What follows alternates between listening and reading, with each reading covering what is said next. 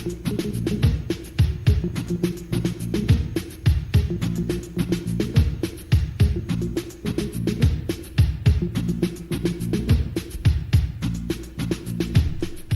to my Amari Communications channel on YouTube.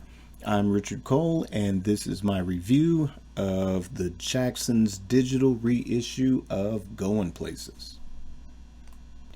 February 12th saw the release of the Jackson's first 3 albums on Epic Records, starting with The Jacksons, released in 1976, Goin Places in 1977, and the Destiny album, released in 1978.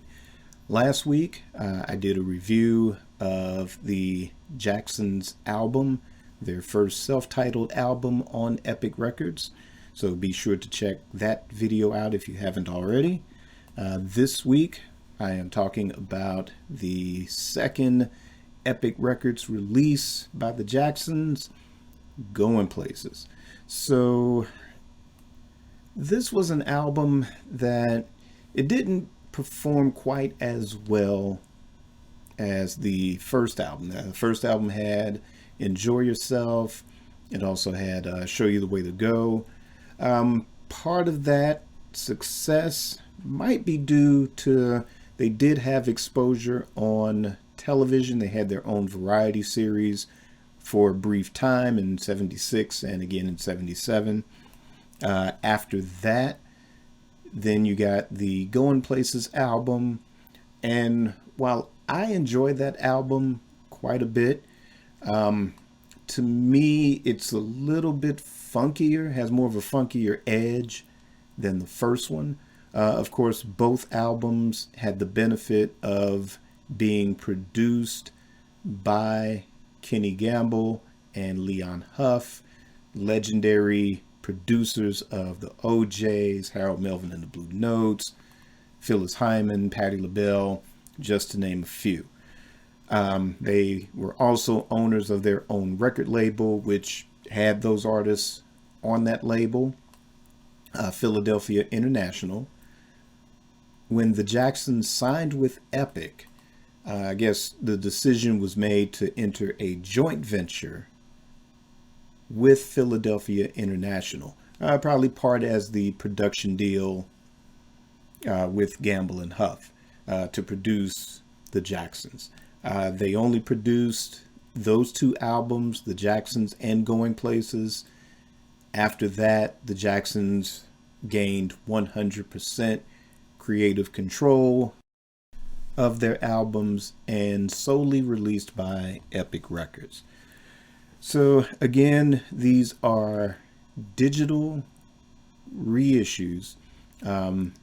As of now, there are no plans to release vinyl versions or any plans to release any CD versions.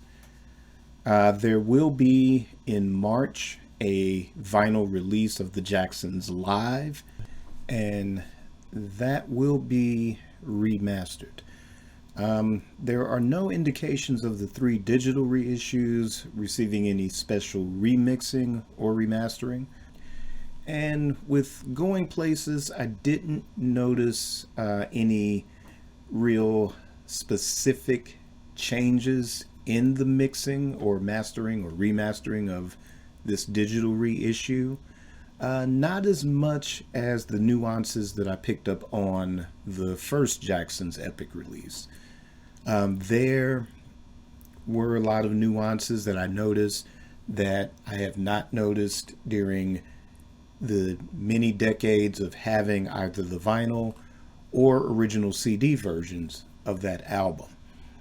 The one thing I am happy with in regards to the digital reissue, the mix of Different Kind of Lady, it's the original mix from the original vinyl. Somewhere around the release of the DVD version, there's an alternate mix of Different Kind of Lady, which has these horn accents that punctuate the background vocals after each verse. which I didn't mind so much, but I just like the flow of the original mix better on that. So you do have the original mix of that song on this digital reissue. Again, not a lot of subtle nuances in the mixing, but the tracks do breathe. So whatever remastering or mastering for the digital formats that was utilized for this reissue, the songs breathe in a way that allows you to appreciate the lush production skills of Gamble and Huff. You get a sense of the studio musicians, the orchestras that were used, the horn sections as well. So you get a real feel of those musicians putting these tracks down in the studio. There's a video that exists of the Jacksons in the Sigma Sound Studios in Philly, recording the track Jump for Joy. They're putting their vocals on it. If you search YouTube, you might be able to find it.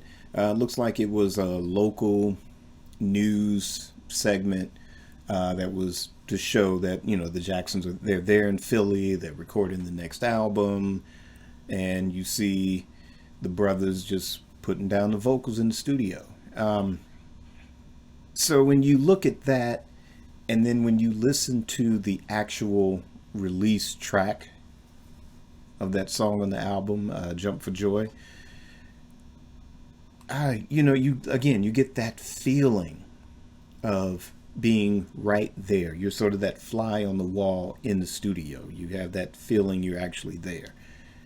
So that's one of the things overall that I enjoy about this. And again, just appreciating just how well produced this album was. And I don't know, is it because of the Jacksons? You know, it's like they're not necessarily the OJs. They're not Billy Paul. You know, there's still kind of that sort of, family act. So I kind of wonder in some respect if maybe songs that, of course, guys like the OJs or Billy Paul or Teddy Pendergrass really necessarily weren't, they didn't think of the Jacksons as being able to really work out those type of songs. But I mean, that's just speculation. But I will say that with this album, you do sort of have a few hints of that. Again, there's some, definite funk with music's taking over. You got Different Kind of Lady. Jump for Joy, to me, is kind of a precursor to something like Sister Sledge's We Are Family. Maybe if this album received better marketing, who knows? Maybe the Pittsburgh Pirates would have been playing Jump for Joy instead of We Are Family when they won the World Series. Who knows? But there are elements of good funky tracks, but you do get some of that Gamble and Huff, the sort of meteor songs that would have gone to a Teddy Pendergrass or the OJs with Man of War and Find Me a Girl. Those two songs, they could have gone anywhere. They could have gone on an OJ's album. They could have gone on, Harold Melvin and the Blue Notes. And another track, Heaven Knows I Love You Girl, that track. Again, I can picture the, Harold Melvin and the Blue Notes tackling that one. To me, that's sort of kind of a son of If You Don't Know Me By Now. It's kind of a son of that, or 2.0. Even Though You're Gone, that track, I mean, that is just pure, just pop, and not pop in a commercial sort of way, but I mean, that was a definite crossover type of a song, you know, that Michael had become an expert at doing by the 80s at this point. But learning that sort of thing from a Gamble and Huff, you know, through the experience of working with them as producers. You know, these are sort of the roots of the sort of icon or iconic Michael Jackson that the world as a whole is familiar with. You know, here it's kind of a transition. You know, it's the bubblegum. I hate to call it bubblegum because there were some really great, mature songs, whether they were soulful or whether they were pop. Very little was bubblegum about the Jackson 5, really. But still, that sort of teen idol kids group that they were, or marketed as to a certain degree. This transition from where they were becoming from boys to men. See what I did there, folks? And they were still making their bones as writers and producers in their own right. Part of the reason for leaving Motown was that Motown did not want the Jackson 5 to write and produce their own material. You know, Berry Gordy had struggles with both Stevie Wonder and Marvin Gaye because they wanted their creative independence, and, you know, put Berry through the paces and fought and won that. So, you know, he wasn't about to willingly give that up again, you know, especially with the Jackson 5. So when they made this transition, you know, they were given a chance. There were 2 tracks on the first album. This second album, Different Kind of Lady and Do What You Wanna, written and produced or co-produced by the Jacksons. And, you know, both pretty good songs. Again, you know, they're making their bones. It's artist development. They're learning and they're growing. And no telling what songs they might have had sitting on the back burner that might be just as good. And that's kind of one of the things about these expanded releases that is a bit of a disappointment, that there aren't any, say, vault tracks that were included. In this case, the expanded edition of this album only includes the 7-inch versions of Goin Places, Find Me a Girl, and Even Though You're Gone. Where, at least with the Jacksons, you did get the benefit of, say, like a 12-inch longer version of Enjoy Yourself and a special remix of Living Together. So here you just only have the single versions of the songs that were released as singles. So, again, not real major differences in the mix other than the singles might be just a tad shorter. You know, at least with the Jacksons, some of the 7-inch singles, like especially Enjoy Yourself, at the end, there's an alternate mix of Michael's ad-libs, which are noticeably different than what's on the album version. And again, that's a nice piece to have included in that expanded version. But this one, again, not a real difference. For me, I just prefer to just listen to the album versions or listen to the album in its entirety. But again, it's great to have this album get exposure. Part of the reason being it is the 50th anniversary of Philadelphia International Records. So to acknowledge Gamble and Huff's contribution to the Jacksons on this and have the Jacksons be a part of that history is a plus. Also, too, like I said, I really enjoyed this album, which I kind of got it after the fact. I might have bought it didn't buy it. I was like 11 or 12, but, you know, when you're in a position to, you get to get that one album from the store, then that was the one to pick. So I don't know. I got that like very late, like mid 78, 1978, I guess.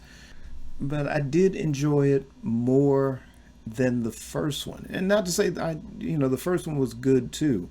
And like I said, it was a bigger hit than Going Places. But just personally, I just like the funkier edge of this one. I would say, as far as the ballads, especially Find Me a Girl, that song was definitely soulful. And I guess, in any context, it's like you have Michael Jackson, the pop icon, and then you have Michael Jackson of the Jackson 5.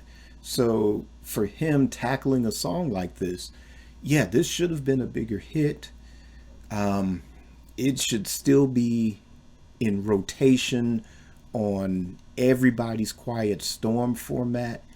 But like I said, it's kind of hard to put Michael Jackson in that context of a Marvin Gaye, Teddy Pendergrass, Luther Vandross, but he still sells it. It still works. And I mean, and this is, still Afro original Michael Jackson, not post Thriller Michael. And two, Thriller did have that soulful ballad, Lady in My Life, that song. I mean, that is another, I think that gets more Quiet Storm attention than Find Me a Girl does. And to me, both are equal, I think. And both should get equal attention on those Quiet Storm formats. So hopefully, with this digital reissue, people are going to discover it. People are going to revisit it. I've had a chance to enjoy it just the week that it's been out. And I do hope that there is a vinyl release of this, as well as a CD release. I'd also like to see a box set of this Philadelphia International period. Have both of those get their own box set, or kind of mash the two together and just have a box set of that era. If there's any Gamble and Huff outtakes, or like I said, some songs that the Jacksons recorded demos for that, picking and choosing the songs for the album, either they were close contenders or near misses, or who knows. But like I said, I would like to see this get more attention. Again, who knows why it didn't get attention in 1977. Now, this is, the year that Saturday Night Fever dropped, and, that just captured the planet's attention. And it was all Bee Gees at that point. So who knows? Maybe this album got lost in the shuffle. I mean, you also had heavy hitters like Heat Wave that, debuted in 1977. Let's see, who else? Parliament Funkadelic was riding high. Bootsy Collins, Bootsy's Rubber Band. So who knows? It might have just been lost in the shuffle. But, and then two single choices. And then album cover. The album cover, although it was well photographed, to me it was like Skywriter Part 2. And then Goin Places, Skywriter Part 2. When I think if they had been able to release like Music's Taken Over or Different Kind of Lady, if that had been the first single, and if you had, they weren't called music videos then, they were sort of like promo films is what they called them. But if you have a promo video, or even just had Michael on TV, or had the Jacksons on, whoever, Bandstand, Soul Train, whoever, and just outdoing John Travolta, I think, I think that would have given Saturday Night Fever a run for its money. Not to say that it wasn't great, because that was great. The music on that was great. But like I said, this album should have received more attention than what it did. And again, hopefully, with this reissue, that people do rediscover it. And then that's going to be my review of the Goin Places album. Thanks once again for tuning in. Also, be sure to check out my weekly show, Amari Purple Talk, which is a podcast dedicated to the music and artistry of Prince. And that is every Monday. Download and listen on your favorite podcast platform. And please like and subscribe on YouTube. Also hit that notification bell so you can be notified of next week's part 3 of this 3-part review of the Jacksons digital reissues. In that one, we will discuss the Destiny album and my thoughts on that.